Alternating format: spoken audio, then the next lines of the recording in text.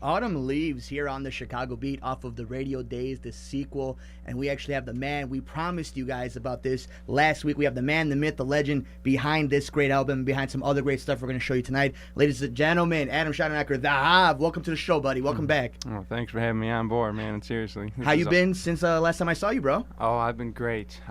Busy is probably the first word that comes to mind. I mean, from just work and the projects I've been doing. I've got a lot of things going. I came back from California a couple weeks ago, so I got a lot of things on my mind, and I'm just chugging along. And all I got to say is ARS Records is booming right now, like it never has before. What what happened in Cali, man? I pretty much got to see the other side. I got to see the West Coast. All the excitement down there. I got from driving across California to just being in Hollywood and seeing how stuff is done there. Especially when I went to Sony Pictures Film Studio, which was just eye-opening, man. It's really, especially when I was on the premises where The Wizard of Oz was filmed, and you're walking by the sets of where Jeopardy is and all that, and it's just awesome. And seeing the Spider-Man movie props everywhere and the Ghostbuster car, it was really just surreal and just incredible. Just incredible. What is, I mean, because you love the city of Chicago. What is the difference between a place like California and the city of Chicago? I mean, not even so much the state, but the city of Chicago. I mean, it's a busy city. It's a bustling city. But well, I would say the number one thing is the way that the roads are constructed. It wouldn't be possible for the snow like we deal with when we'll have just the amount of snowfall in the Chicago. I mean, there's so many crazy little intricate routes driving on the freeways down there that I feel like it's just a different culture out there. Like, I feel like there are some people who are so accustomed to the heat down there that if it gets to 60 degrees, they're wearing a winter jacket. So no, I'd say that's one of the biggest things. And obviously, you got the palm trees everywhere or whatever. I mean, not necessarily the palm tree, but you got the just the agriculture, everything. Exactly. I'm not sure what those trees are called, but you just got the whole different lifestyle. It's a little bit more faster paced, and obviously the freeway. I've never really experienced the whole 5 lanes of traffic at so much, especially at such a.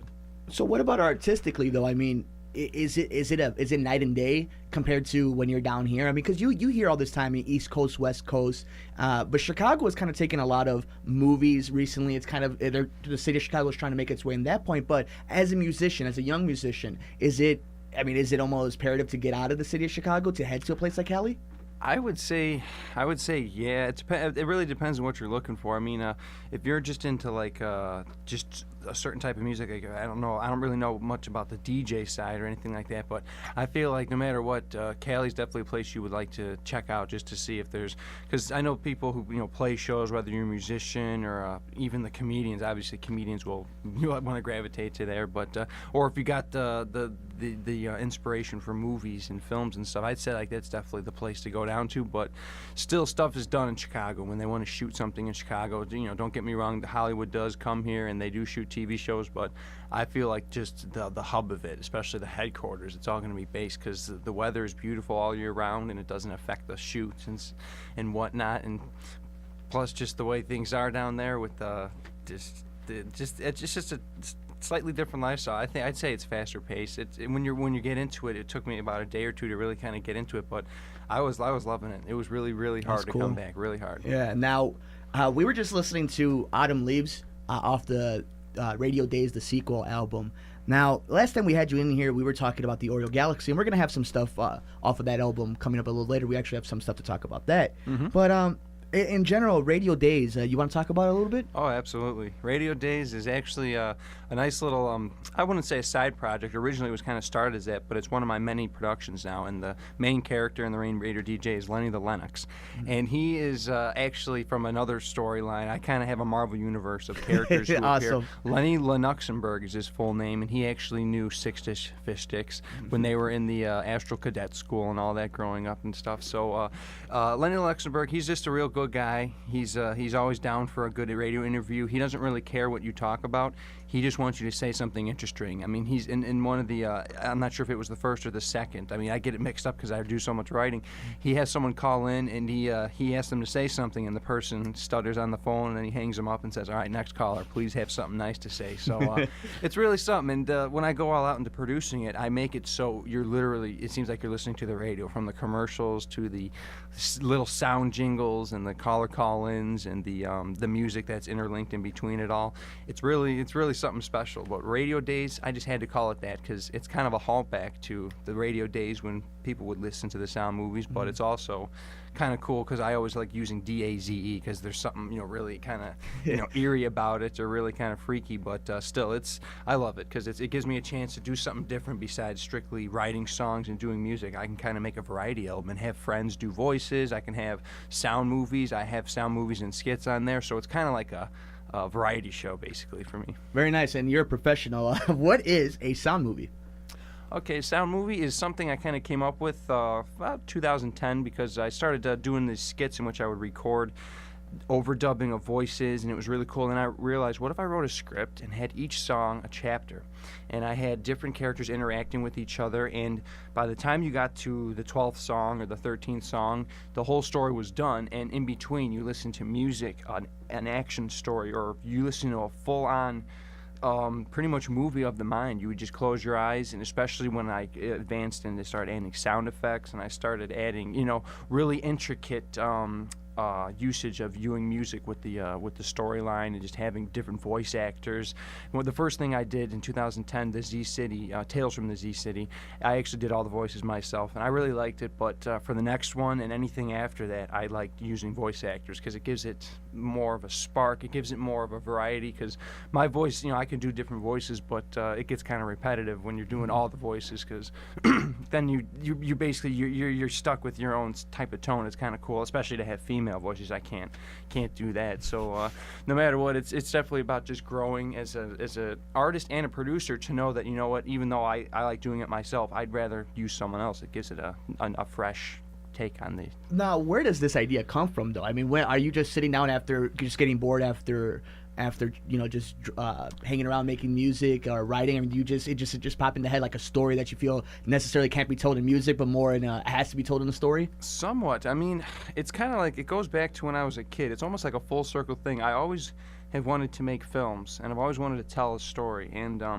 I didn't realize that when I started making music and I started writing songs, I was on that pathway to doing that because as much as I love music and as much as I love playing it and listening to it and performing it, I actually really like telling a story at the same time. I kind of realized when I would be playing on stage, I really cared about how people would listen to my lyrics, and if they didn't, I would kind of be not really mad, but I would more or less just be, they weren't really interested. They were just trying to hear me play the guitar more than hear the story or the characters I was talking about. So but no, it really just happened, not really out of boredom. I just wanted to kind of do something different, but I realized that by writing a script, I can really, really get into something. So first time I did it, though, it really shocked me because I was like, oh my God, this is out of left field, just having the music go to it and having the correlation between the characters and the storylines and how the music will just come up. So now, no, it was something. What are the similarities then between, like you said, when you were younger, you wanted to do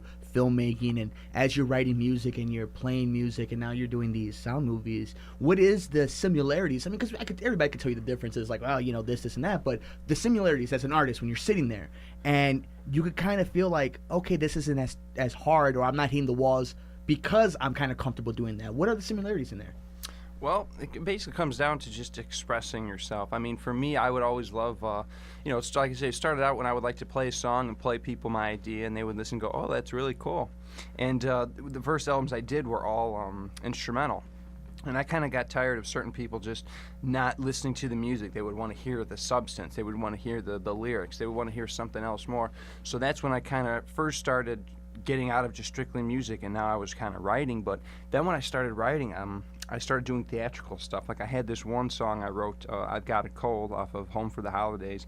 And in one of the parts, the guy goes to a movie theater, and he talks to the attendant, and all this is told in rhythm and in sync with the music and stuff. So it was the first time one guy's talking to another girl and stuff, and it actually comes back and forth in the song.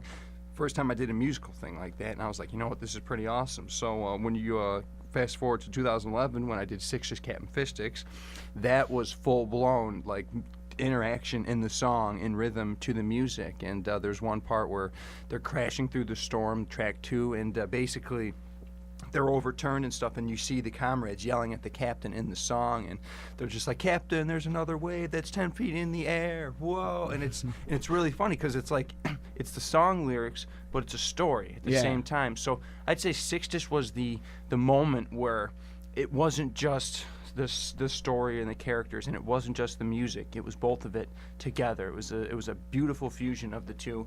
And still, at this point in my life, I wasn't breaking into the visual side. I was still keeping it.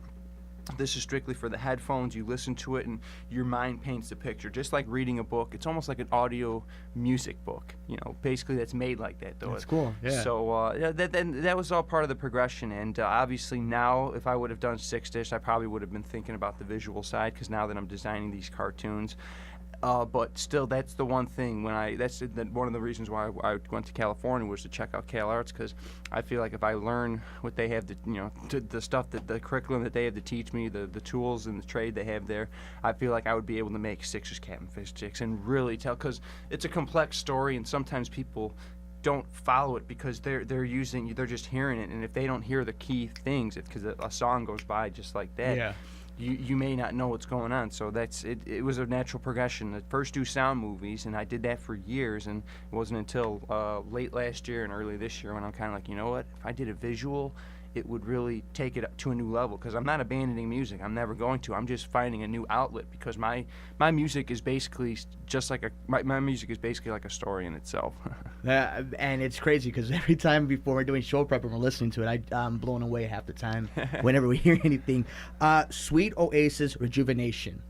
Speaking of sound movies, that's what we're going to head into break right now. You want to give the listeners a little bit of an idea of what's going on? Absolutely. Without ruining the plot line, this is a part where Shezbob has basically had his fun. He's basically, not completely, he's not ready to leave. He's basically had so much fun, he wants to take a little breather and go back to his hotel. So he finally goes up to the concierge, the bellhop guy, and he tells him, "Hey, listen, where's my room at?" And he tells him where his room is, but the bellhop wants to do him a favor. He says, "Hey, I can actually speed you there pretty fast." So he goes, let's do it. So basically, in a nutshell, this is him getting to his room, and it's a sound movie, so you can use your imagination as to what's really happening. And maybe one day in the near future, I'm trying to eventually design something to this so you can see it. But right now, its true form is to use your own imagination as to what's happening. But, he is Adam Schaudenecker, The Hob. You can follow him on Twitter at The Hob, ARS Record. Go to his website on SoundCloud/thehob.com, and we have the sound movie that you've been talking about. I can't wait. Here it is, Sweet Oasis Rejuvenation, here on the Chicago Beats. I'm Mike Mercado with the man, the myth, the legend, The Hob.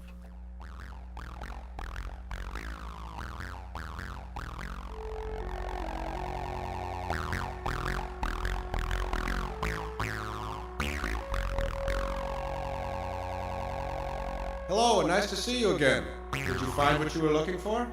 Indeed I did. This place has a lot to offer. Every wing has got its own distinct makeup of different styles and time frames. Thank you. As you know, the Galaxy has been around for millions of years, so we've picked up a lot of great artistic influences when dealing with an intergalactical music world as diverse as the Oriole Galaxy. Yeah, I knew the facts before I came out here. Listen, where is my room located in this place? I need to take a break and relax for a little bit. I've been having such a blast. I just need a breather. Excellent, sir. Your room is 237 on floor 48D. Did you want to take the express route to avoid all the stairs and elevators? What's the express route? Let me show you.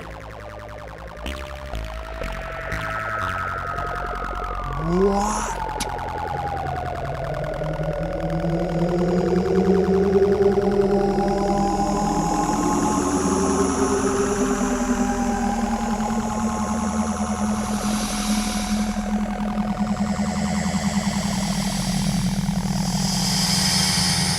In your room in 5 seconds. Thank you for staying at the Spittin' Cycle Hotel. What the? Now I'm in my suite. Oh my God, this is so awesome. Look at this place. My own jukebox?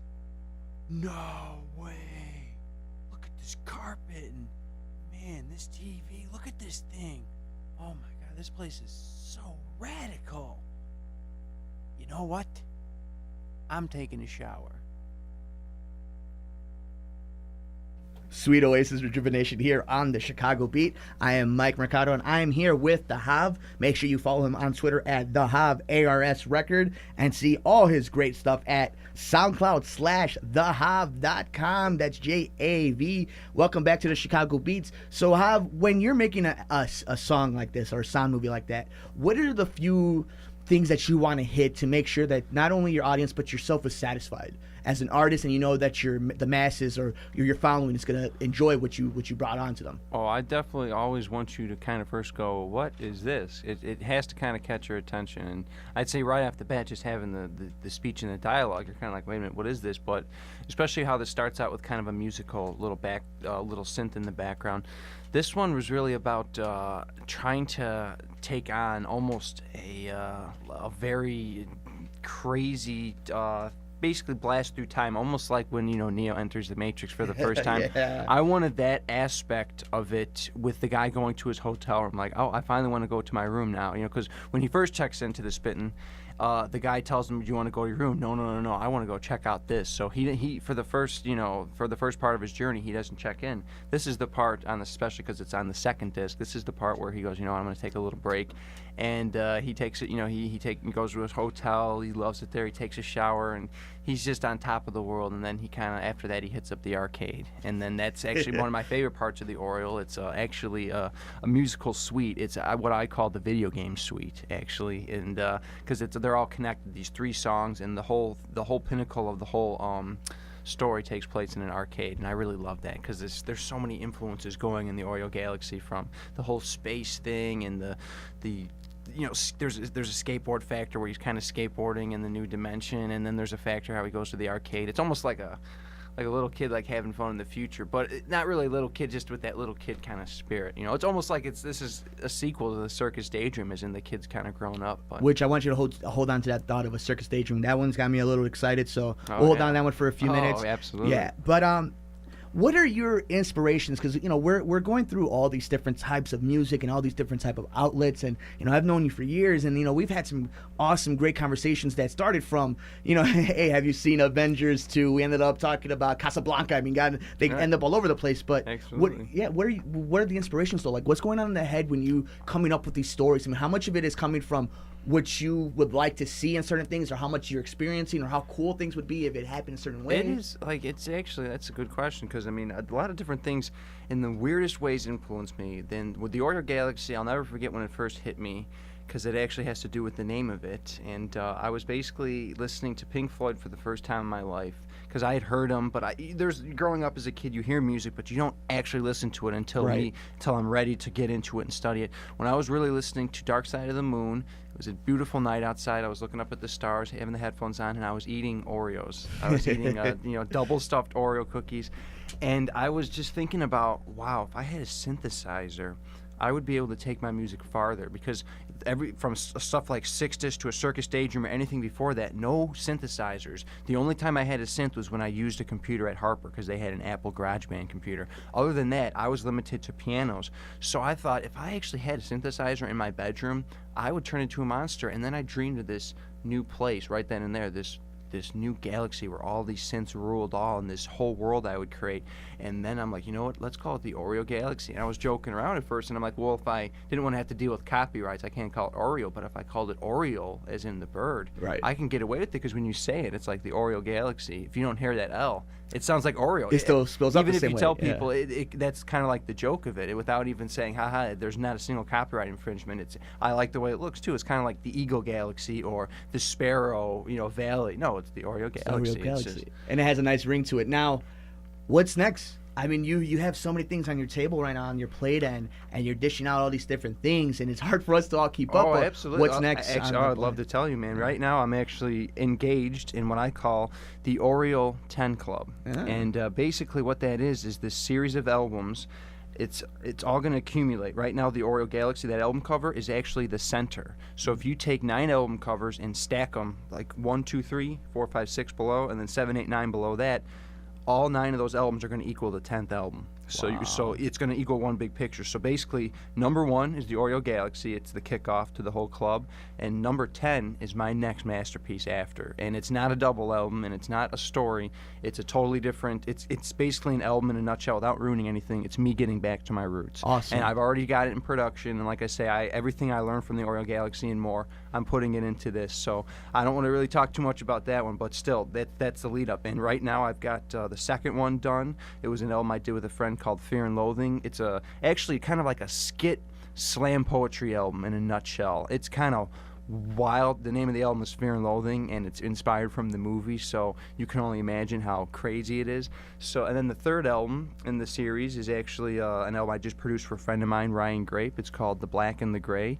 And the fourth album and so forth and everything after that are really just collaborations and different projects I have that have been started. I have 2 projects that literally we recorded years ago, and I'm finally bringing them out of my archives to finish them because I have so much stuff that goes left and right. It's some stuff I have to literally stack in the archives. So as of right now, I am fully engaged in all those productions kind of at once, little by little. I've got a Christmas album in the works. I want to get that done. Yeah. And on top of all this, as crazy as it sounds, I'm able to work in my schoolwork, and I'm able to work in my my actual job, and of course my cartoon producing. So it's gotta love it, man. When it all comes together, it's amazing. Oh, absolutely. He is Adam Schaudenecker. You can follow him on Twitter at the Hav ARS Record. See all of his work, and guys, I strongly suggest it. All of his work at SoundCloud/thehav.com. And of course, we're gonna be keeping a tabs on this. I'm gonna be bothering him every single chance I can. The Oriole 10 Club. You talk about the Marvel Cinematic Universe. You talk about the new DC Cinematic Universe. We got the Oriole 10 Club here in the Chicago beat, and we are excited about that. Hav, thank you so much for coming in. You are a great talent. I hand to God, I've had so many people at my Twitter, at mmercado2333, at the Chicago Beat, telling me, gotta have him back on, need more music, and you gave us plenty of it. We're gonna go into the one that I've been really excited for, A Circus Daydream. You were telling me a little bit about the story, Glass Balloons. Before we head out, you want to tell the audience a little bit about this? Well, basically, in a quick nutshell, it's about a clown who approaches you, and whether it's at a circus or whether it's in a dream, he approaches you and he's got a glass balloon, and inside the balloon is this beautiful, beautiful dream, and it's yours. It's not for anyone else. It's a special present. It's for you. So whatever you want it to be, if you want it to be a silent movie, a day with your girlfriend, if you want it to be an amazing time at a theme park, it's your dream. Just be careful not to shatter it, but when you let it go, that your dream will come true, basically. That's basically in a nutshell. So in a musical sense, that's 100% what I was going for. A clown who gives you your dream in a balloon. That's awesome. I cannot wait. And it's coming up next. You can follow him on Twitter at the Hav ARS Record. Guys, please do it. Visit his stuff on SoundCloud/thehav.com. Keep your ears open for the Oriole 10 Club. It's going to be some amazing stuff. More of his sound movies. Adam Schaudenecker, the Hav. Brother, thank you so much for coming in, man. I know you got a lot of stuff on your plate. You're always constantly busy, bro. But, man, by popular demand, dude, you had to come in, man. Oh, I love being here, man. He is the Hav. I'm Mike Mercado. Thank you for tuning in to the Chicago Beat. Enjoy the rest of your weekend. Here it is, Glass Balloons off A Circus Daydream, off the man, the myth, the legend, the Hav.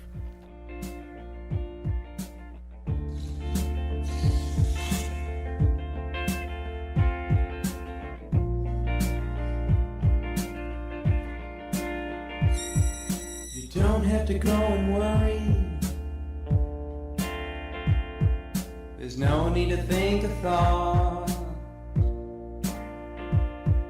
The carnival's here and starting to leer. Away if you're ready or not. You can hear him coming up the steps with a pair of squeaky shoes. And the creaky door will open swiftly, and he'll be green and blue, blue, blue. And he's got 10 glass balloons that are filled with candy thoughts. He'll let one go so we all know how sweet our thoughts are not. He's a clown for hire and you're in need of tasty thoughts to think. to occupy yourself and satisfy the sweet tooth bee.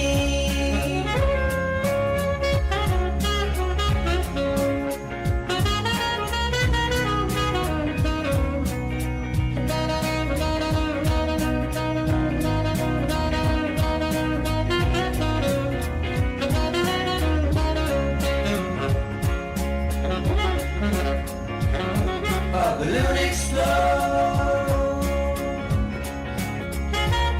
what ideas born, and so rolls the picture show. Who would have thought we'd see this now?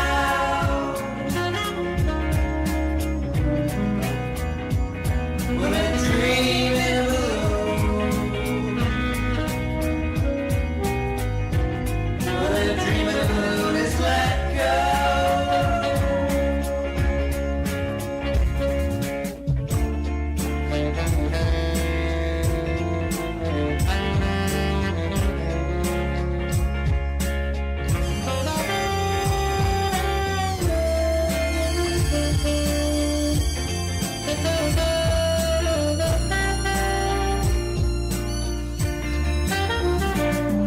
It's clowns from a factory that makes these dream balloons with globes of glass and thinking caps and thoughts like old cartoons. His motto is affirmative. He sells the thought that counts, fills it in a glass balloon to fill up one's amount.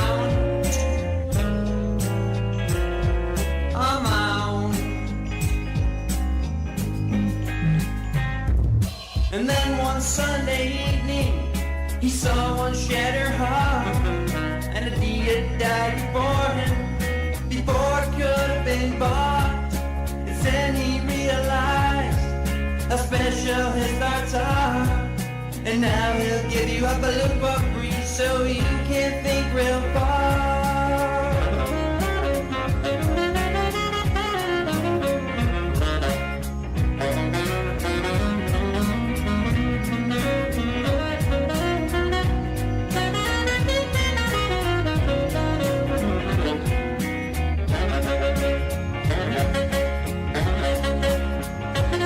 Cause a balloon explodes, cause an idea was born, and so rolls